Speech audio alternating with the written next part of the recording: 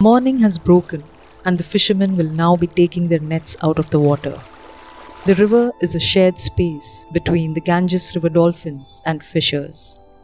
Fishers know the strange creature very well, and the two entities have been living alongside each other for thousands of years.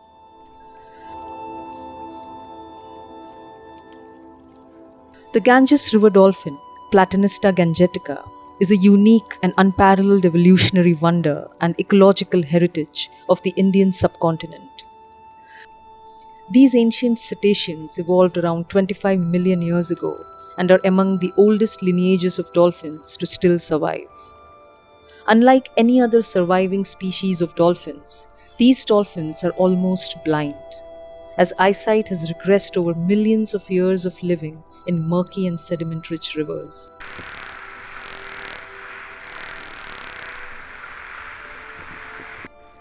However, they constantly echolocate using high-frequency echolocation clicks, which make them exceptionally well adapted to navigate, feed, and survive in the dark smokescreen of the rivers that they live in.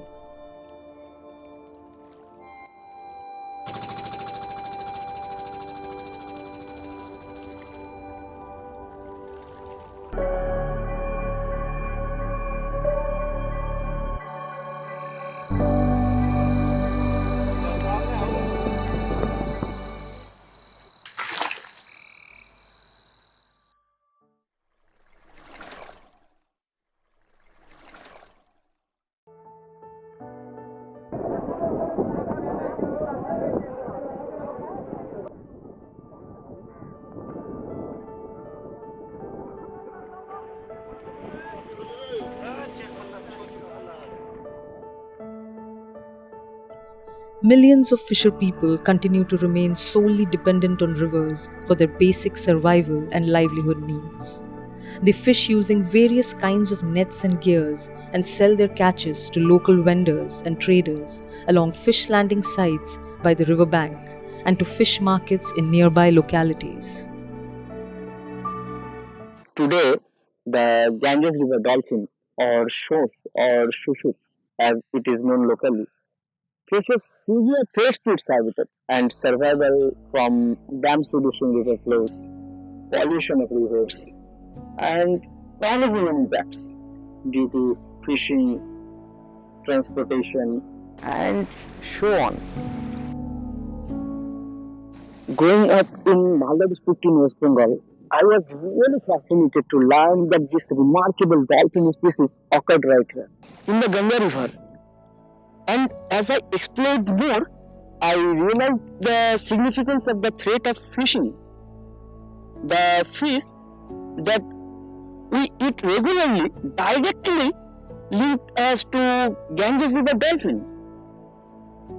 Fishing is a local threat, but also a particularly difficult issue to address because it involves people living in poverty and often at the margins of our society. In November 2019, when I witnessed a case of Ganges dolphin being entangled in a gill net, it jolted me badly. It made me explore more deeply into this issue, and the engagement had to begin by meeting fishers and talking to them. So ফাটকায় না মানে কোনো জায়গাতে মানে একটা মানে ফেসে যায় একটা সব লাগে একটা মনে তো লাগে না মানে 50টার মধ্যে একটা লাগতে পারে মানে কোন জায়গাতে ওগুলাতে বেশি লাগে ফাঁসি জালে. Over the past few years, I have been trying to collect information on cases of Ganges River dolphin dying due to such bycatch or entanglement from local people living by the Ganges in Jharkhand and West Bengal. क्योंकि बीच बीच में लोग जाल लगा करके जो लगा दिया जाता है उससे मछली के साथ साथ डॉल्फिन भी फंस जाता है, इसलिए अगर बीच में जाल अगर नहीं लगाया जाए तो डॉल्फिन सुरक्षित रहेगा। डॉल्फिन को सुने थे वहाँ पर, और लोग पकड़ता है तो छोड़ता होगा थोड़ी ना। It usually provides such details frankly. उसको मतलब जाल में वो फंस गया था, में फंसा तो वो क्या करेगा, उसको छुटाने के डर के चक्कर में उसको साला जाल काट के बस बांध के बस छोड़ दिया। घर में लेके आया तो घर में रखा, पता नहीं उसको तेल निकालेगा, उसको मछली पकड़ा जाता है, घेरुआ बड़ा गर्मी में पकड़ते उस लोग का तेल सा। इस वजह भी मारा था, मार के उसको काट कर तेल बनाता है, मछली मार रही घेरुआ। आम का लकड़ी है, छाई लेगा, उसको जला के छाई ठंडा गया तब छाई लेगा, उसको करसुदा है ना, करसुदा का फेसवा करके लाठी में बांध के बस सूस के, ये बादी नहीं है, बादी को उसको पानी में डुबाता है, डुबा के बस अपने आप मच्छी सब आ जाता है। बस धाए धाए मतलब नाव खाली है ना, पानी नहीं रहता है, बस धाए धाए ऐसे उठा रहता है। 1 कुंटल बहुत, उसमें मच्छी बहुत आता है, बहुत। There is a great diversity in the methods of fishing. Most fishing, however, is done with medium to large gill nets that are deployed in the river from fishing boats.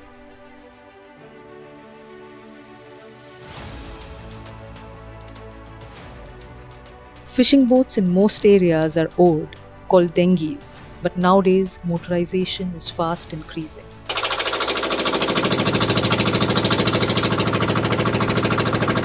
This can allow fishers to fish more intensively than they could have with oared boats. Baited hook lines are another common form of fishing. These are mostly used to catch catfishes. However, it is the fine gill nets made of nylon and polythene monofilaments that most threaten dolphins. According to studies, gill nets alone may be accounting for 80 to 90% of the total bycatch related mortality of Ganges River dolphins.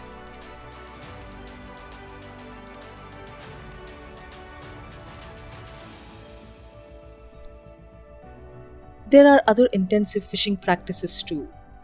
Beach seines and boat seines end up catching huge amounts of fish of all sizes and species. These seine nets are often made of either 10 to 15 millimeter mesh or, as seen here, mosquito nets. Large mosquito nets also end up catching great amount of small-sized fish.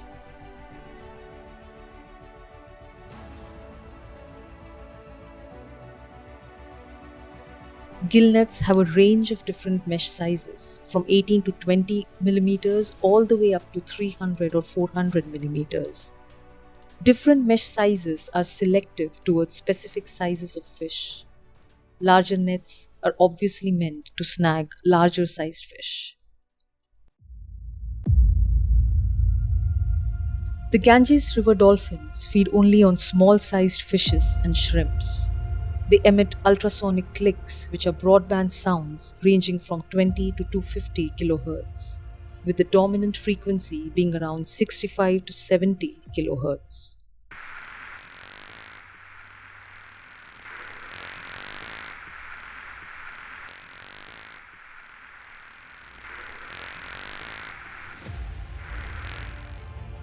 They are able to detect their target prey from a distance of 20 to 50 meters and use the reflected echoes bouncing off the target to narrow down on the prey and capture it with long snouts. The Ganges dolphin typically snaps fish in its jaws and gulps it down in a quick suction-like motion.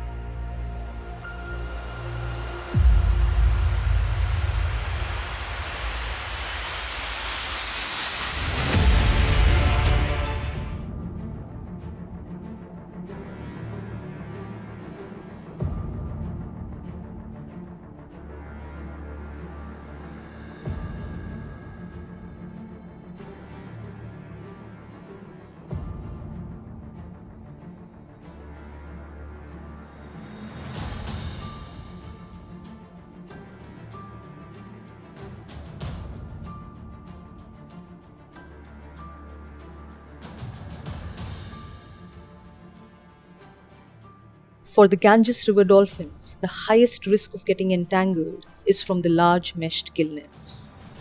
Especially when dolphins get close to such nets, they may try to catch fish caught in these nets and in the process get caught themselves. Despite their high-frequency echolocation clicks, fine material of the gill nets cannot reflect back the sound, often leading to a high risk of entanglement. The entangled dolphins struggle to free themselves and in the process become more tightly wound in the nets and irrevocably trapped, drowning and dying as they cannot return to the surface to breathe.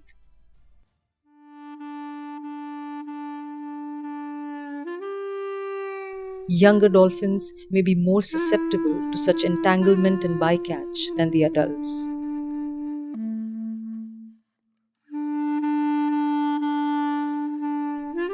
What does the future hold for the Ganges River dolphin?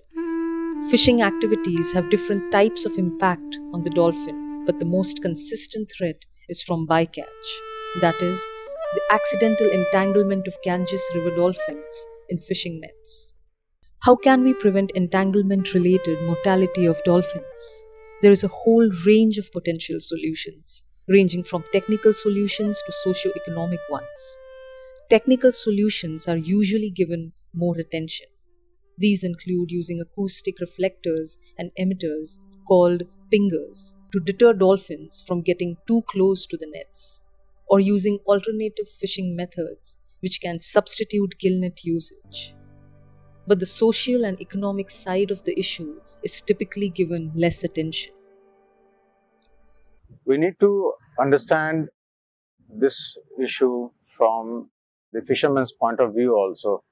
I mean, a poor fisherman trying to earn a basic living from fishing suddenly finds dead dolphin in his nets one day, and a case is filed against him by the authorities. What can the fisherman do about it? Does he really have the money or like power to go and pay the fine or fight the case that's been filed against him? I think no. A poor fisherman doesn't have that much. Then what can we consider it to be? We can consider it to be an accident or a deliberate killing. So that's very unclear. And I think that most fishermen try to avoid being entangled in some legal case or something when a dolphin dies in his net. And most fishermen try to hide such things because they know the legality, and as awareness about this animal and the legal issues associated with the animal is more and more spread into the population, they generally try to hide such cases by burying the animal in the sand, or even at times clandestinely take away the blubber and use the oil for fishing or something. But they generally try to avoid such incidents. Some people, some fishermen even kill the dolphins deliberately. So yeah, it's a very complex issue, and it's not very easy to address. To extract the oil, fishers cut up the blubber, that is, the fat of the dolphin from its upper body. The cut up flesh and fat is stored in tin containers and allowed to release oil. Often, it is also buried in the sand and covered with stones, and the oil is collected in a container hidden underground.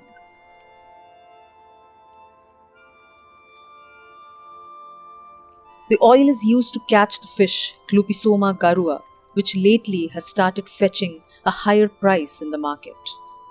If any such cases of salvage or poaching are detected, the first step must be to collect evidence, to check whether the dolphin's snout is entangled in net fragments, what type of nets and mesh size they got entangled in, and the fishermen's illegal acts of extracting or selling dolphin products. Immediately upon gathering evidence, the cases need to be reported to the local divisional forest office for action. Unfortunately, without strong monitoring, many such illegal acts go undocumented. This highlights that bycatch mortality is a far more serious and potent threat than we realize.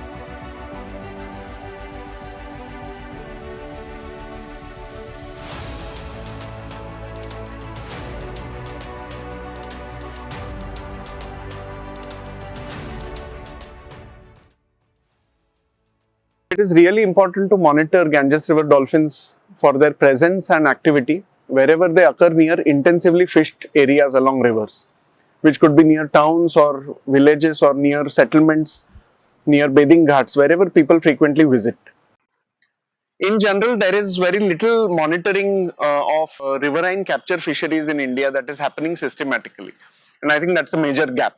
One reason is that the focus of fisheries development and policy making in India has been mainly on aquaculture, which is fish farming, and not so much on riverine capture fisheries. Because of this, most riverine capture fisheries are an open access system, which means that anyone basically can enter and fish in the way that they like. This leads to a problem of a lot of unregulated fishing effort here and there, because there are basically no institutions monitoring these fisheries properly. Now the next thing is that in such an open access system, there are basically no rules that can be set at different levels of either community organization or along the river channel at the level of different settlements. Not only that, we have in India wildlife law as totally separate from fisheries law, which is also a challenge when it comes to the complicated issue of bycatch. Because bycatch happens in fishing nets, but the wildlife conservation laws don't have direct mechanisms to deal with accidental bycatch, which means that all accidental mortality of species like Ganges dolphins gets counted as hunting, which may not be the case. Therefore, we need a policy that addresses the issue of bycatch, both by changing or amending existing wildlife law as well as fishery law to include elements of both. I think the way forward in terms of jointly managing and understanding the change that capture fisheries are witnessing, the only way forward is through cooperative institutions of management and cooperation between not only fishing communities and the government functionaries, but also scientists, conservationists, local development workers and so on. Only through cooperation we will be able to achieve systems where rules can be mutually agreed upon and implemented about how much to fish, who can fish, what time of the year, what nets can be used, and so on. At present, we don't have these kinds of frameworks in place, which calls for urgent action at all possible levels to cooperate and work jointly to reduce the threat of bycatch for endangered species like Ganges River dolphins. The Wildlife Conservation Trust's Riverine Ecosystems and Livelihoods program works on the whole spectrum of issues related to fishery-dolphin interactions, from social outreach with fishing communities to on-ground monitoring with anti-poaching activities. WCT has been working on innovating technological solutions such as GPS-enabled fishing boat monitoring systems to track and alert fishers to avoid areas of high-risk overlap with river dolphins. Promoting alternative fishing methods and developing locally agreed fishing rules that can both help in sustainable fishing as well as lead to zero bycatch. Developing incentive structures for innocent fishers to report and make bycatch monitoring and law enforcement processes efficient, transparent, and fair.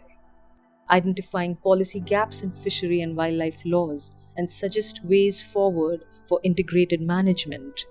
Building awareness and capacity among conservation agencies and fisherfolk to understand the problem and respond in a proactive manner. Reducing bycatch is a global issue. Successful case of bycatch reduction, especially dolphin bycatch reduction, depends on very strong scientific evidence and engagement with stakeholders. Mostly important, the government and the fishing community. In the case of the Susu, the Ganges River Dolphin, it's not different. Scientists need to get the most important information on the cause of bycatch. And with that information, working together with the fishing community, they should find innovative solutions, innovative in-ground solution for bycatch mitigation. That's the only way that we can preserve this very emblematic species and its ecosystem. What can we as a society do to minimize bycatch of the Ganges River dolphins? Forming an information network can be an excellent first step at your college or school or university level, or through nature enthusiasts groups in different areas. A citizen science initiative can help in documenting not only bycatch but also fishing effort and practices. The frequency of Kerua fish catches in markets, or sightings of dolphins in heavily fished areas, among other things. Such information will be crucial for us to get a more accurate idea of how many dolphins die in a particular area due to bycatch in gill nets. We all need to, as a society, work together for Ganges River dolphins to survive in our rivers for posterity.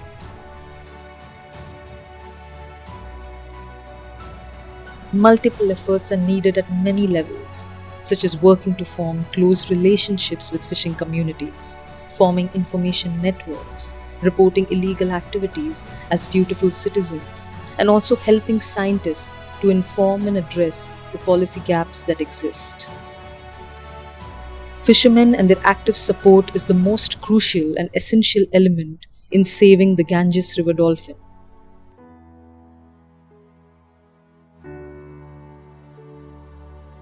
This scene, where you see fishers rescuing a river dolphin caught in their net, is the ultimate hope for the future. We need to conserve the Ganges River dolphin, our national aquatic animal, for generations to come.